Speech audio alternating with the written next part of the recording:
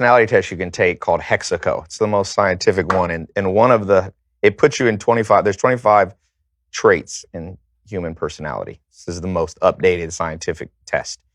And one of them is openness to new experience and unconventionality. And Dr. David Buss, a mentor of mine, he says it's genetic. So my mom is a super hippie. So I think I became unconventional maybe in the womb. Maybe it's something like that. But yeah, I mean, I think that at some point in my life, the most unconventional part has been my education and how I use the education system.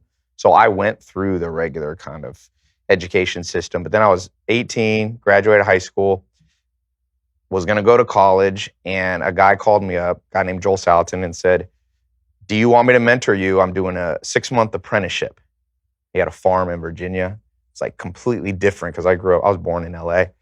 And I said, I wonder if I should do this. And my stepdad, I had kind of a rough childhood, but one piece of good advice my stepdad did, he said, you can always go to college later. You might not get a chance to do a mentorship with this guy. And so I went up there for 6 months. I lived in a little cabin in his backyard. It's a 500-acre farm. I worked 12 hours a day I ended up being there for about 2 years.